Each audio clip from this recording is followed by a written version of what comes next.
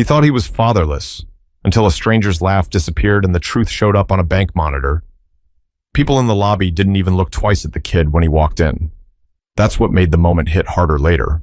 At first, he was just another face in the line at the First Meridian Bank in Toledo, Ohio, holding his aunt's hand like he wasn't sure if he should even be there. 8-year-old Jalen Reddick had on these oversized glasses that kept sliding down his nose and a backpack with one strap hanging lower than the other. You could tell it had been passed down more than once. His sneakers had the kind of wear that comes from running everywhere because the bus doesn't always show up. His aunt, Monique Jeffers, looked like she hadn't slept in a week. Her hair was pulled back, not for style, but because she didn't have time to think about anything except getting through the day.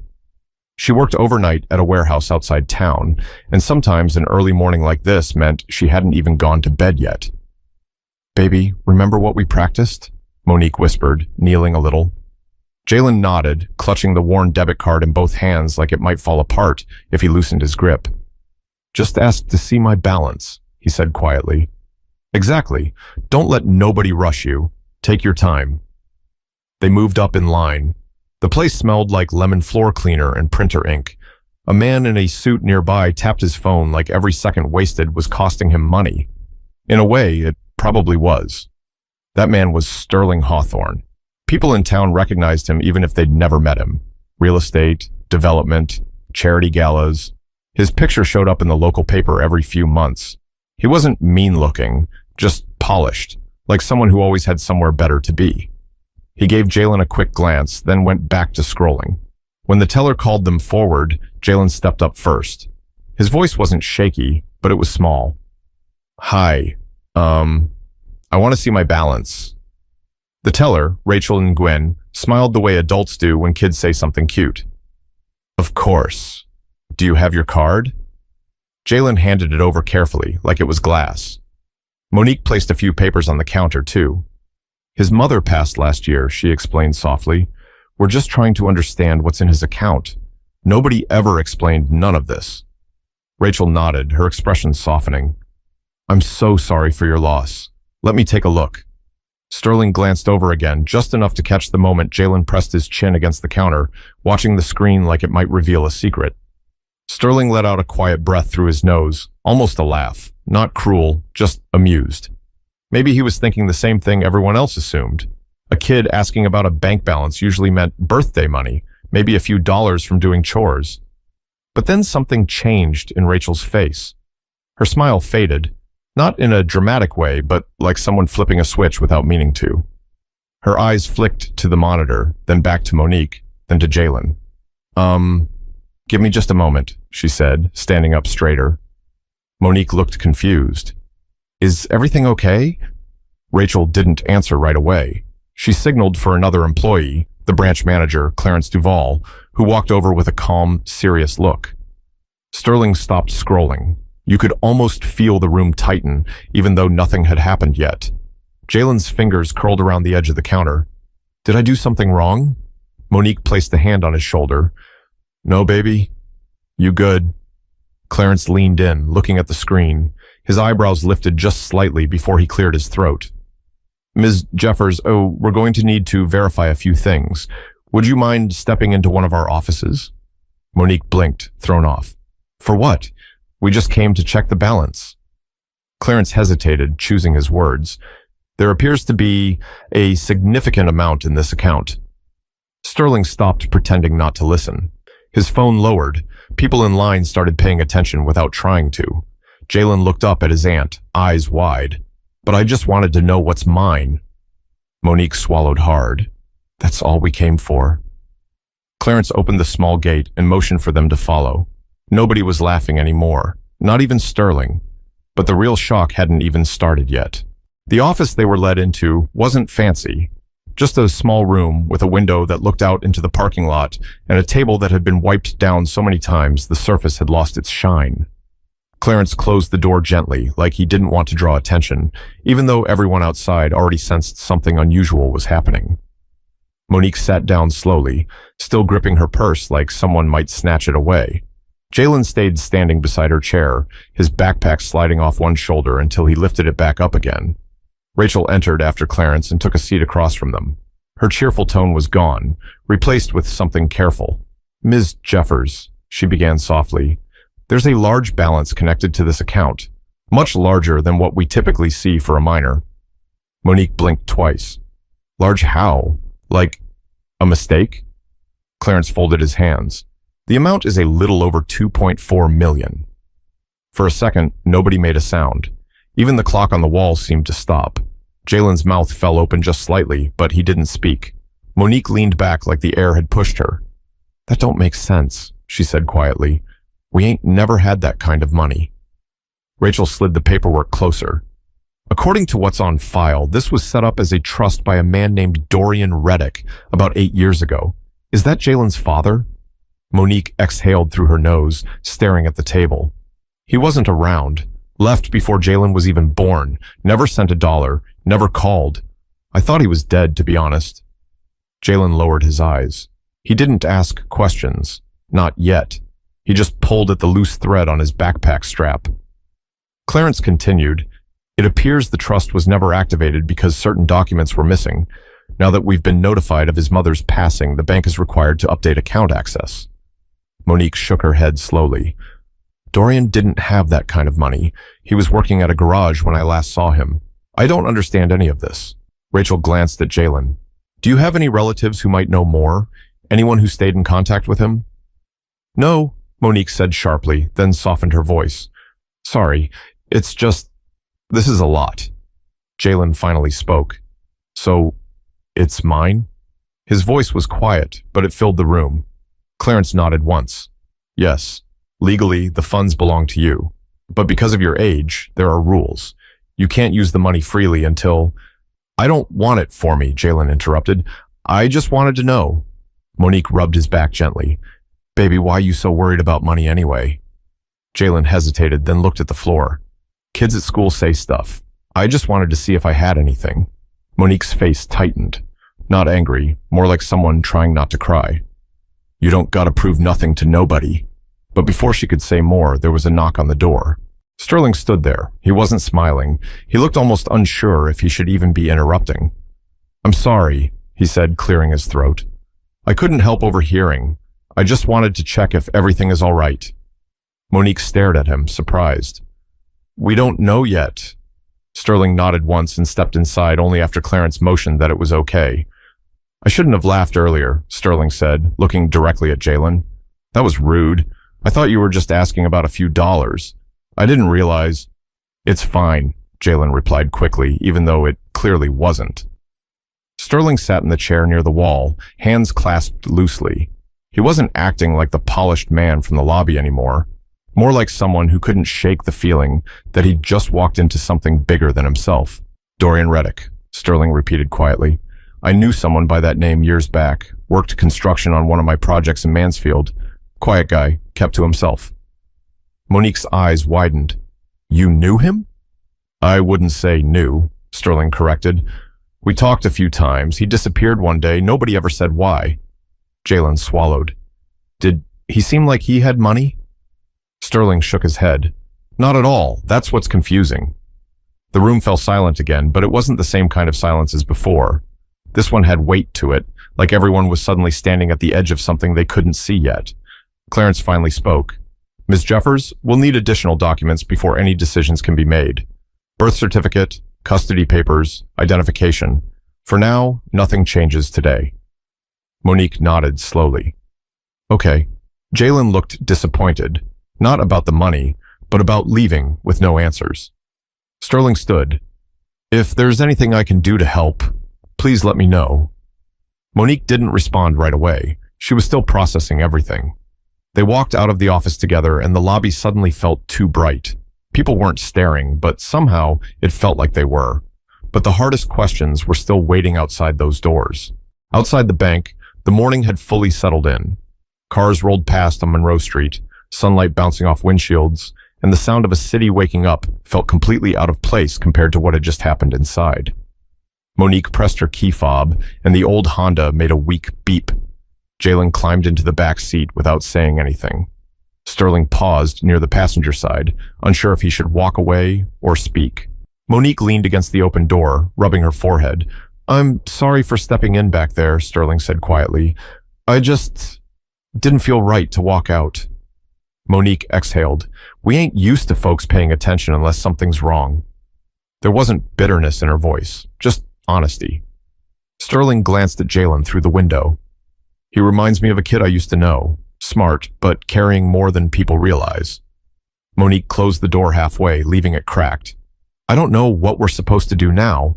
I barely manage what I already got. Sterling nodded slowly. If that trust was real, there will be lawyers involved. Paperwork, a lot of steps.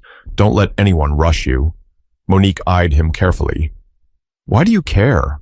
Sterling didn't answer right away. His jaw tightened just slightly, not aggressive, more uncomfortable. Because I laughed, he finally said, and sometimes one moment tells you who you are. I don't like the version I saw. Monique stared at him for a few seconds, trying to read his sincerity. Before she could respond, Jalen pushed the door open from the inside. Auntie, can we go? He asked quietly. Yeah, baby, get your seatbelt. Sterling stepped back. If anything comes up, here's my card. He offered it, but Monique hesitated before taking it. She slipped it into her purse without looking at the name again. We'll figure it out, she said, more to herself than to him. Sterling nodded once, then walked toward his black SUV parked a few spaces away. He opened the door, paused, and looked back at them, as if something still bothered him. Then he got in and drove off. Inside the Honda, the silence lingered for several minutes as Monique pulled into traffic. You okay back there? She asked. Jalen stared out the window. Did you know my dad worked for that man? No, Monique answered softly. I ain't know nothing about where he ended up. Jalen turned toward her reflection in the rearview mirror. Did Mom know? Monique's grip tightened on the steering wheel. Your mama didn't talk about him, not because she was hiding anything. She just moved forward. Sometimes that's the only way to survive. Jalen pushed his glasses up. If he had money, why didn't he help us? Monique's voice cracked the tiniest bit. I don't have that answer. They stopped at a red light. A group of kids crossed the street wearing backpacks larger than their bodies, laughing like school was the last place they wanted to be. Jalen watched them until they disappeared. Everybody gonna find out, huh? He asked. About the money? Monique shook her head. No, we not telling nobody. But what if they do? Monique looked at him in the mirror again. Listen to me. You are the same kid you were an hour ago. Don't let a number on a screen change how you see yourself. Jalen didn't respond. His fingers tapped lightly against the strap of his backpack. They pulled into the parking lot of their apartment complex, a cluster of beige buildings with peeling paint and a playground missing half its swings. Monique parked and took a deep breath. We ain't saying nothing about today until we know what's real, she reminded him. Jalen nodded and opened the door slowly. As they walked toward their unit, their neighbor, Mr. Tyson Green, waved from his balcony. Morning, Monique. You still coming to the community meeting later? Monique forced a smile. Probably not today, Mr. Green. Got stuff to handle. He shrugged. All right. Let me know if you need anything. When they stepped inside the apartment, the familiar smell of laundry detergent and last night's spaghetti sauce wrapped around them. It was small, but it was home. Jalen dropped his backpack on the couch and sat beside it. Auntie, he said quietly, what if he didn't leave because he didn't care? What if something happened to him? Monique froze. She hadn't considered that.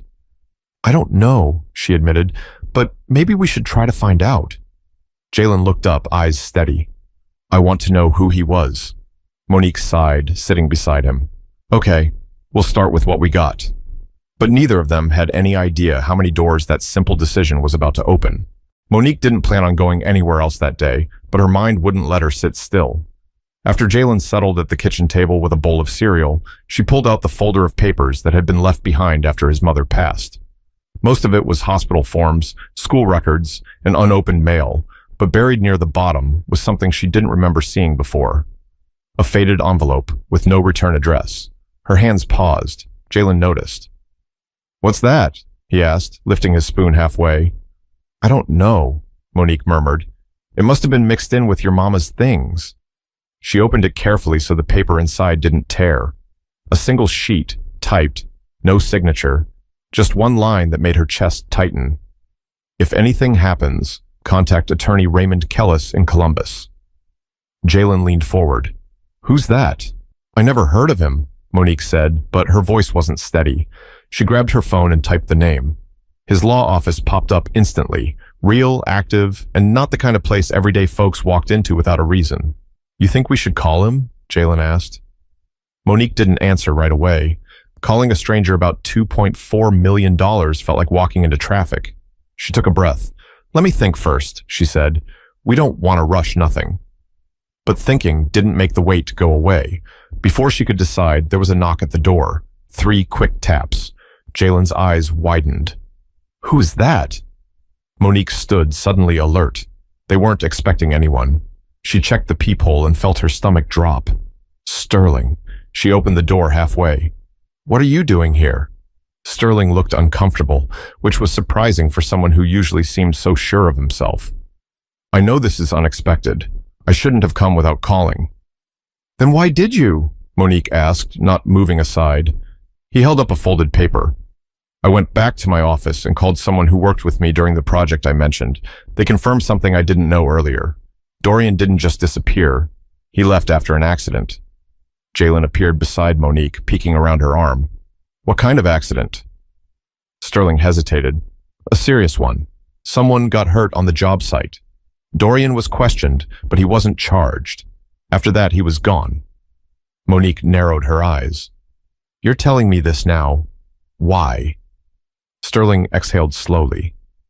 Because if that money came from somewhere he didn't earn legally, you need to be prepared. And if it was legitimate, someone might still have information you need. Monique stepped outside and closed the door behind her so Jalen couldn't hear every word. Look, she said firmly, I appreciate the concern, but you don't know us, and we don't know you. Sterling nodded. You're right, but I also know what happens when families with no experience get thrown into something this big. People start showing up. People who shouldn't. Monique's pulse picked up. Are you saying we're in danger? I don't know, Sterling admitted. I just didn't want to ignore it. For the first time, Monique saw something different in him. Not pity, not guilt, worry. She lowered her voice. We found a note. Someone told my sister to contact an attorney in Columbus. Sterling looked surprised. That means she knew something. Maybe she didn't tell you because she thought she could handle it alone. Monique swallowed hard. We need answers. Sterling nodded. If you want, I can drive you there tomorrow. I know you don't trust me, and that's fair. But I'm offering help, not control. Monique didn't agree right away. She crossed her arms and stared at the pavement. If I say yes, she said, we do this on my terms. Of course, Sterling replied. From inside the apartment, Jalen pressed his face to the window, watching them talk. He couldn't hear their words, but he could feel the shift, like something had already changed. Monique finally opened the door a little. We'll think about it. Sterling gave a small nod. Let me know. He walked down the steps, but halfway to his car, he turned back. Monique, he said quietly, whatever this is, it didn't start today. It just finally reached you. She didn't respond. After he left, Monique locked the door, leaned against it, and closed her eyes. Jalen stood in the hallway, waiting. What did he say? He whispered. Monique forced a steady voice. Nothing we can't handle. But her hands were still shaking. But the first person they planned to call wasn't the last person who would find out.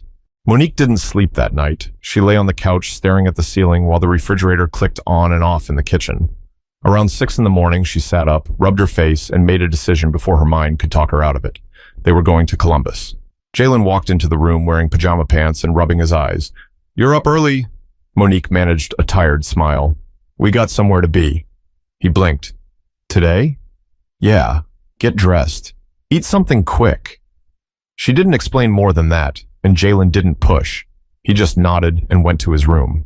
An hour later, the Honda rolled out of the parking lot. The sky was gray, not stormy, just heavy. Jalen stared at the passing exits while Monique kept both hands tight on the wheel. You nervous? He asked quietly. A little, she admitted. You? Jalen shrugged. Kind of feels like we're going to the principal's office. Monique let out a weak laugh. Yeah, something like that. They pulled into North High Street just before 10. The law office was in a tall glass building, nothing loud or flashy, just the kind of place where people walked fast and didn't look at each other. Monique checked the address 3 times before parking. Inside the lobby, the air smelled like coffee and furniture polish. A receptionist looked up from her desk with a polite smile. "Good morning, do you have an appointment?" Monique cleared her throat. No, we're here to see attorney Raymond Kellis. It's important." The receptionist typed quickly. "Name, please?" "Monique Jeffers, and this is my nephew, Jalen Reddick." The woman paused. Something in the name seemed to register, but she didn't react. "One moment." She made a call, speaking quietly, then hung up. "Mr. Kellis will see you shortly. Please have a seat." Monique and Jalen sat on a leather couch that made a soft sound every time they moved. Jalen whispered, "Do you think he already knows why we're here?" "I don't know," Monique replied. After a few minutes, a man appeared in the doorway, mid-50s, silver hair, neat suit. His expression wasn't surprised, more like someone who had been waiting for this. "Ms. Jeffers, Jalen?" he said. They stood. "Come in," he added gently. "I've been expecting you." Jalen shot Monique a look, expecting them. They followed him into a corner office with tall windows and shelves filled with thick binders. He closed the door. "I'm sorry for your loss," Raymond said, taking a seat. "Your sister was an exceptional woman." Monique's eyebrows lifted. "You knew her?" "Yes," he replied. "She contacted me years ago regarding the trust." Monique's voice shook. "Then why didn't anyone tell us about the money?" Raymond folded his hands. "Your sister requested privacy. She intended to finalize the paperwork when her health improved. Unfortunately, she never returned." Jalen leaned forward. "Did you know my father?" Raymond hesitated. "Only through documents. I never met him in person." Monique took the faded envelope from her purse. "This note said to contact you if something happened." Raymond nodded slowly. She left that because she didn't want Jalen to grow up wondering where he stood in the world. She planned to tell him when he was older. Jalen stared at the floor. Why didn't she say anything before she got sick? Raymond paused. Sometimes parents carry pain they don't want their children to inherit. Monique wiped her eyes with the corner of her sleeve. "Do you know where Dorian is now?" Raymond reached into a drawer and pulled out a manila folder. "He was living in Zanesville for a time," he said. "Then the trail stops. No forwarding address, no employment records." Monique frowned. "So he might be gone?" "Possibly," Raymond answered. "But there's something else you need to understand. The money didn't come from Dorian's personal income." Jalen's head snapped up. "Then where?" Raymond opened the folder. "An insurance settlement," he said, "connected to the construction accident Mr. Hawthorne mentioned." Monique froze. "You're telling me someone got hurt and the money came from that?" "Yes," Raymond confirmed. "Dorian was not responsible, but he was involved as a witness. The settlement was placed in Jalen's name at Dorian's request." Jalen swallowed. "So he tried to do something good?" "It appears so," Raymond murmured, "but we need proper verification before anything moves forward." Monique took a slow breath. "What do we do now?" Raymond looked at both of them. "You let me handle the legal side," he said, "and you prepare yourselves, because once this becomes official, people who never noticed you before will start paying attention." Jalen's voice was barely above a whisper. "Is that bad?" "Not always," Raymond replied, "but it can change your life in ways you don't expect." Monique nodded, even though she didn't feel ready for any of it. They stood to leave, and Raymond walked them to the door. "If anything worries you," he added, "you call me immediately."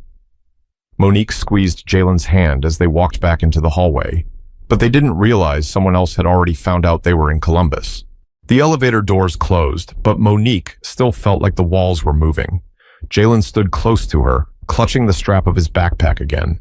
When they reached the lobby, she forced a calm expression and thanked the receptionist before guiding Jalen outside.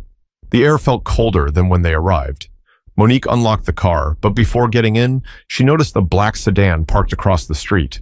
The driver wasn't looking their way, at least not openly, but something about the stillness made her uneasy. She tried to ignore it and helped Jalen into his seat. "Can we get food on the way home?" Jalen asked softly. "Yeah," Monique replied, starting the engine. "We'll stop somewhere."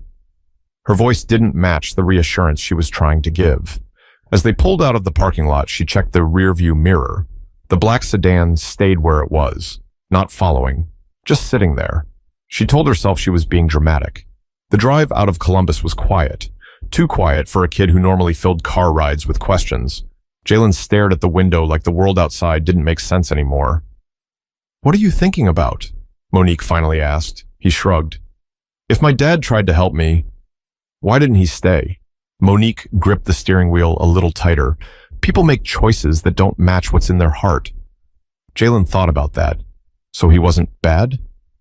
"I don't know," Monique said softly. "Sometimes being gone hurts worse than anything else." They turned off onto a smaller road. A moment later, Jalen sat up straighter. "Auntie, that's the same car from the building." Monique's chest tightened as she checked the mirror. The black sedan was several cars behind them. She forced her voice steady. Could just be going the same direction. Jalen didn't look convinced. A few minutes later, the sedan changed lanes. For a second, Monique relaxed, until she realized it hadn't passed them. It stayed behind. Not close, not far, just there. Monique's mouth went dry. She didn't want to scare Jalen, but fear showed itself anyway. "Put your seatbelt tight," she said quietly. "We already got seatbelts," Jalen replied, confused. "I know, just do it." He clicked it tighter without arguing. Monique took the next exit, not the one she normally used. If the car followed, she would know. She signaled, turned onto a side road near a row of small shops, and waited. The black sedan stayed on the highway. Jalen let out a shaky breath. "They're not following us." Monique nodded, though it didn't ease the knot in her stomach. "See? Probably nothing." But she didn't believe her own words. They stopped at a small diner off West Broad Street. Inside, the smell of bacon and pancakes greeted them, and the sound of plates clinking made the world feel normal again, at least for the moment. A waitress named Tanya Briggs brought menus and smiled warmly at Jalen. "What can I get for you, sweetheart?" Jalen hesitated. "Do you have waffles?" "We sure do," she said. "Best ones in town." Jalen gave a small smile. It was the first one Monique had seen all day. While they waited for the food, Monique's phone buzzed. A text from an unknown number. "You shouldn't have gone to Columbus." Her hand froze above the table. Jalen noticed instantly. "Who's that?" Monique locked the screen. "Nobody. Spam message." But her voice shook just enough for Jalen to know it wasn't true. He leaned closer. "Are we in trouble?" Monique forced herself to speak slowly. "We're not in trouble. We're just dealing with something bigger than we thought." The waitress returned with their plates, breaking the tension for a moment. Jalen took a bite, but his attention stayed on Monique. "You're scared," he whispered. Monique closed her eyes briefly. "I'm not scared of the money. I'm scared of the unknown." Jalen looked down at his plate. "I don't like secrets." "I know," Monique said gently. "Me neither." Before they left, Monique stepped outside to call Raymond. He answered on the first ring. "Did something happen?" he asked. Monique kept her voice low. "We got a text. Someone knows we came." Raymond didn't sound surprised. "That didn't take long." "You knew this might happen?" she asked sharply. "I knew people talk," he replied. "Do not respond to any messages, and when you get home, call me again." Monique's pulse thudded in her ears. "Is Jalen safe?" "Yes," Raymond said firmly, "but you need to stay alert." Monique hung up and opened the car door, forcing a steady breath. Jalen buckled himself in without being told. On the drive home, neither of them spoke. They didn't need to, but someone else was already waiting for them long before they pulled into the parking lot. By the time they reached the apartment complex, the sun was lower in the sky, casting long shadows across the parking lot. Monique slowed the car, scanning the area without making it obvious. Nothing looked out of place. Kids kicking a soccer ball near the sidewalk, a woman carrying groceries up the stairs, laundry hanging from a balcony. Normal. Too normal. She parked near their building and turned off the engine, but her hands stayed on the wheel. "You ready to go inside?" she asked. Jalen nodded, though his eyes stayed fixed on the stairwell. They stepped out of the car. The air was warm, but Monique felt a chill along her arms anyway. She unlocked the apartment door and gently nudged Jalen inside first, checking the hallway before closing it behind them. Everything was exactly the way they left it, except for one thing. A white envelope on the floor, not from the mail slot. Someone had slipped it under the door. Monique picked it up slowly, her fingers trembling. Jalen stood close enough to touch her elbow. "What is it?" he whispered. She didn't answer. She opened the envelope. Inside was a single photograph. It showed Dorian standing outside a small house, holding a toddler who had Jalen's same eyes. On the back, written in pen, "You're looking in the wrong places." Monique's breath caught. The room felt smaller. Jalen leaned in. "That's him?" Monique nodded. "Yeah, that's your daddy." Jalen's voice was barely a sound. "He was holding me." Monique closed her eyes. "I didn't know this picture existed." There was another line written beneath the first. Zanesville wasn't the end. Monique grabbed her phone and snapped a picture of the message. "I need to call Raymond." Jalen sat on the couch, staring at the photograph like it might break if he blinked. Raymond answered on the second ring. "Tell me what happened." "There was an envelope under our door," Monique said quietly. "Someone knows where we live." "How many people have keys to your building?" "Too many," Monique replied. "But that's not the part that scares me. The message said we're looking in the wrong places." Raymond paused. "That means someone wants to redirect you. Could be a warning. Could be manipulation." "How do we tell the difference?" Monique asked. "We don't.